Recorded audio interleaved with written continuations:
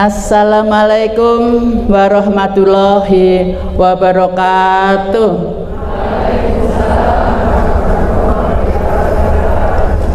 Alhamdulillahilladzi arsalal alhamdulillahilladzi rasulullah.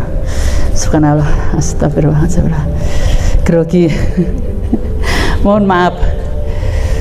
Sudah 2 hari kemarin sudah berangkat karena salah nulisnya Sabtu, tanggalnya 29 karena saya sibuk bacanya cuma hari Sabtu. Sabtu kemarin sudah berangkat, ternyata tanggalnya 29 itu Ahad. Jadi sampai di sini grogi. Mohon maaf ya, umahat semuanya.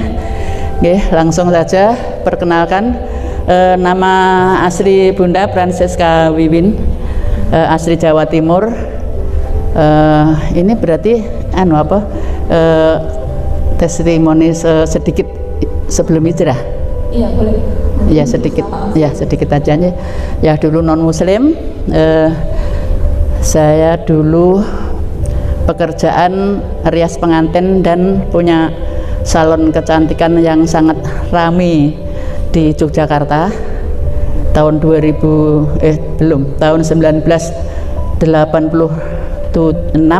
sampai 2017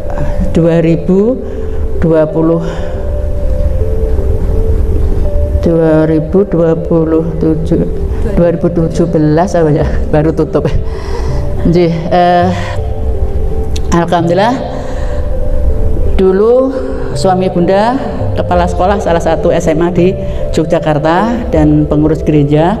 Bunda juga sebagai juga di tempat tinggal kami sebagai ketua lingkungan itu seperti lurahnya gitu. Jadi saya sebagai ibu lingkungan, jadi punya tugas juga untuk memakmurkan lingkungan dan menjaga lingkungan. Memakmurkan lingkungan itu menambah umat. Bagaimana caranya kita mendapatkan umat agama kami dulu, dan menjaga lingkungan itu menjaga umat kami dulu tidak murtad ke agama kami yang dulu. Alhamdulillah mulai tahun 2000 itu punya kafster yang 2 itu taat banget agamanya, karena salon semakin ramai, setiap hari rame, disuruh nanti selesai baru sholat, tetap tidak mau. Begitu waktu sholat adzan dimarah-marahin tetap sholat. Kalau nggak ada klien baca Al-Quran dibilangi bising tetap aja baca. Dari situlah Bunda akhirnya penasaran dan membaca buku-buku yang kemungkinan disengaja untuk ditaruh di meja salon. Dari buku-buku itulah alhamdulillah Allah membimbing Bunda mendapatkan hidayah. Yang bawa pulang itu tidak usah banyak yang saya ceritakan. Yang Bunda bawa pulang itu di surat Al-Maidah ayat 116. Di situ Allah tanya Nabi Isa, hai Isa putra Maryam, apakah kamu yang minta orang banyak itu sebagai Tuhan selain aku? Ternyata Nabi Isa itu membantah. Boleh dibuka surat Al-Maidah ayat 16. Itulah satu ayat yang Bunda bawa pulang selalu untuk sharing dengan suami, karena suami saya tokoh agama dan saya juga punya suku pastor. Jadi tapi tidak pernah mendapatkan solusi, selalu berujung dengan berantem. Akhirnya Bunda memutuskan diri setelah merenung beberapa tahun, bukan beberapa bulan, itu akhirnya memutuskan untuk masuk Islam tahun 2005 September. Hari ini besok ini mau September nih ya. September 2005, berarti mau 16 tahun yang lalu Bunda masuk Islam. Bunda izin sama suami saya marah. Suami saya mau bakar rumah, bakar mobil. Alhamdulillah dulu cari uang mudah ya soalnya. Jadi punya rumah, punya mobil, intinya Bunda tinggalkan rumah dan semua yang ada di rumah kecuali baju-baju Bunda waktu itu yang Bunda bawa pulang sama yang bawa keluar sama bifet, karena di situ ada koleksi keramik yang mahal, itu yang saya bawa keluar, yang lainnya Bunda tinggalkan. Alhamdulillah Bunda tinggal di salon, waktu itu salon masih kontrak, dan rumah yang kami tempati tinggalkan. Dan akhirnya Bunda pas berantem, Bunda bilang sama suami, aku mau keluar dan nanti 3 hari lagi saya mau datang lagi ke sini, dengan harapan 3 hari itu sudah sama-sama dingin, sama-sama sudah bisa berpikir.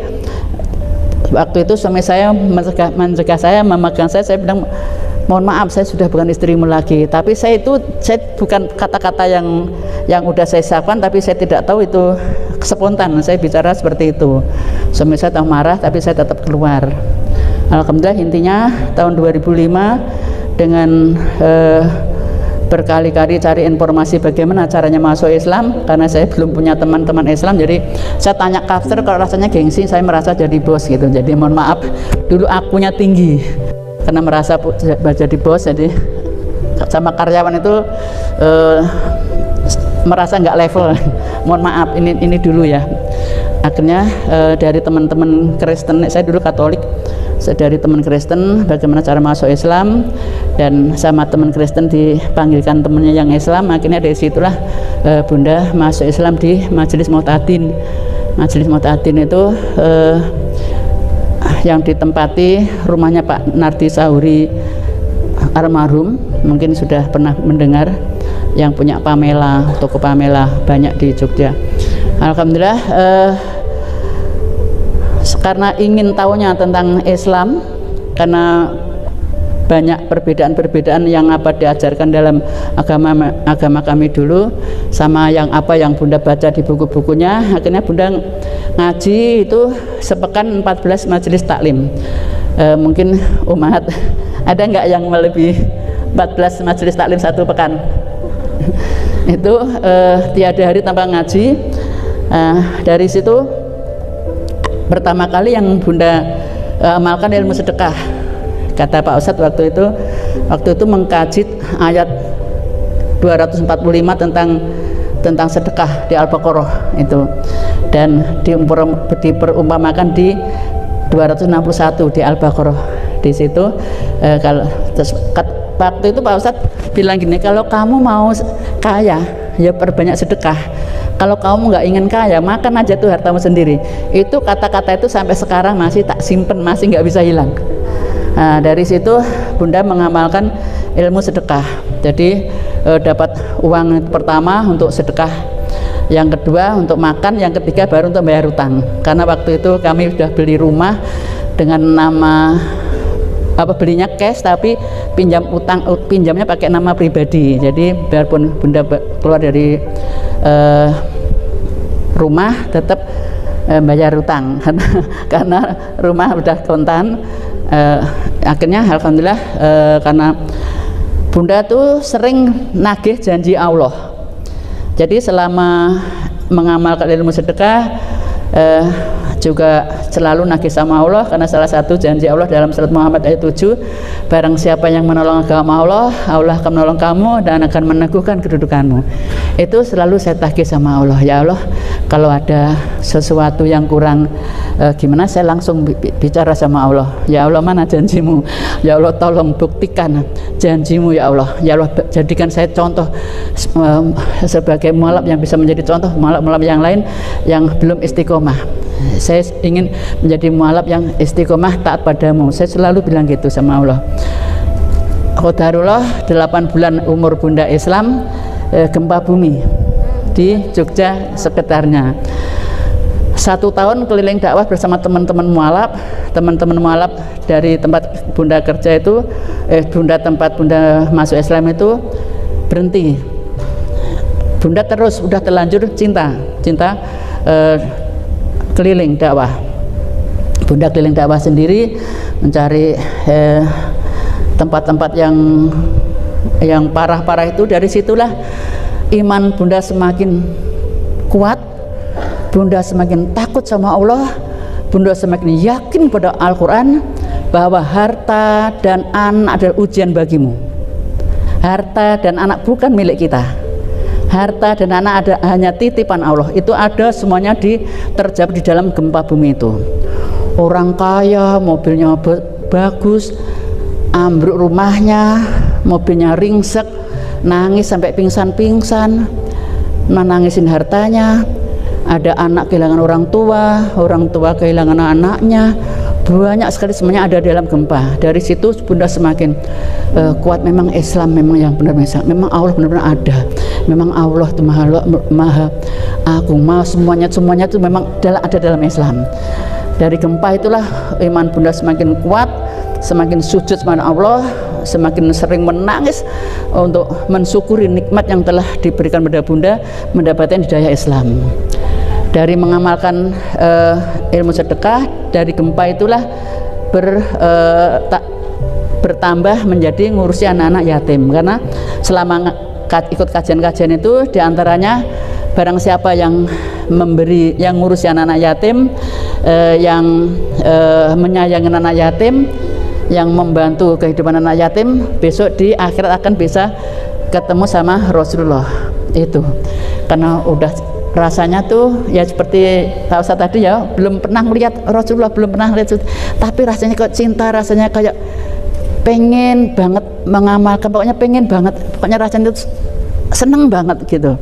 Jadi pengen banget ketemu nanti sama Rasulullah. Akhirnya Bunda ngurusi anak-anak yatim dan yatim piatu waktu itu. Di awal-awal itu masih menyantuni, belum dibawa pulang. Jadi pertama tuh ngambil nyantuni anak 11, 4 yatim piatu, 7 yatim, dan itu bayari sekolahnya, dan kalau punya uang langsung diantar ke rumah-rumahnya gitu sampai tahun 2008, 2006 gempa itu salah satu contoh itu. Kalau Bunda nagih sama Allah, minta sama Allah itu masih dengan bahasa Bunda sendiri, belum bisa bahasa-bahasa yang Arab, bahasa yang doa-doanya itu belum ya. Contoh aja ya, waktu gempa itu ada rumah orang kaya, habis rumahnya pakai bikin tenda, padahal tenda itu harus dibawa pulang, harus diambil sama yang minjemin. Terus saya bilang, ini berapa kalau beli gedek Pak? 11 lembar Bu gitu. Dan saya minta sama Allah, saya minta ya 330.000 waktu tahun 2006. Ya, terus Bunda bilang sama Allah, ya Allah minta uang 320.000 untuk beli gedek, 230.000 untuk beli gedek. 2 hari alhamdulillah pas hari Kamis itu dapat uang 350.000, berarti kan uangku 20.000 ya dah. Terus saya pergi ke rumahnya bapaknya yang rumahnya hancur itu, saya panggil, saya ajak untuk beli gedek. Alhamdulillah itu salah satu contoh kalau saya minta sama Allah pakai nominal sampai sekarang itu ya. Alhamdulillah itu salah satu contoh. Alhamdulillah di kajian-kajian yang setiap hari diikutin itu salah satunya Ustadz, kalau kan saya duduk depan sendiri, saya nggak mau di belakang, mesti ada yang nanya, ada yang ngobrol ya. Jadi saya di depan sendiri, kalau ada sesi tanya saya nomor 1 tanya kalau ngaji itu. Kata Pak Ustadz waktu itu, kalau mau tobat nasuha, usahakan tobat nasuha di Mekah, haji atau umroh. Terus waktu itu belum kenal riba, belum riba Arab itu belum tahu ya. Langsung Bunda besoknya utang bank untuk mendaftar haji. Tahun 2008 utang bank, alhamdulillah tahun 2010 berangkat haji. Waktu tawaf itu dibimbing sama pembimbingnya itu, dibilangin, ini Ibu, ini pintu Hajar Aswad, sudah berdoa apa saja ini nanti dikabulkan gitu. Bunda langsung nangis, ya Allah saya minta jadi mualaf yang bisa jadi contoh, yang istiqomah. Ya Allah, saya ingin pondok pesantren, saya ingin punya panti asuhan, saya ingin punya anak yatim 100, semuanya saya pengen. Saya ungkapkan sambil nangis itu, sambil memegang pintu Hajar Aswad itu. Sampai saya, sudah Bu, sudah lama, kasihan nanti Ibu ndak capek gitu. Saya mundur, terus sholat di samping Ka'bah itu. Alhamdulillah intinya Allah satu persatu mengabulkan. Nah, pulang dari haji, anak-anak asuh yang selama ini saya santuni saya bawa pulang ke salon. Ini jadi salon udah rumah sendiri, udah beli, kan udah punya tanah, terus bangun, terus menjadi rumah sendiri. yang atas untuk anak-anak, yang bawah untuk salon itu. Jadi ngurusi anak-anak yatim banyak ya, itu masih kecil-kecil. Waktu awal-awal bawa pulang tuh 11. Itu 11 itu mungkin boleh buka Facebook atau Google, Bunda sendiri gaptek ya, nggak pernah buka-buka itu. Nanti ketemu ada foto Bunda pakai motor bawa anak 5 di motor, yang salah satu iya, yang satu dalam selendang. Yang dalam selendang itu sekarang ada di sini. Saya bawa ke sini. Jadi sini Bunda kesini bawa anak asuh 5. Semuanya punya cerita. Yang satu tuh sejak awal kali itu Bunda dakwah ngurusi anak-anak itu, yang nyatak santuni pertama ya anak itu saya bawa pulang juga anak-anak itu sama kakaknya nggak ikut. Sekarang sudah kelas 2 MTS udah ya, dari umur 3,5 tahun. 3,5 tahun, sekarang 14 tahun.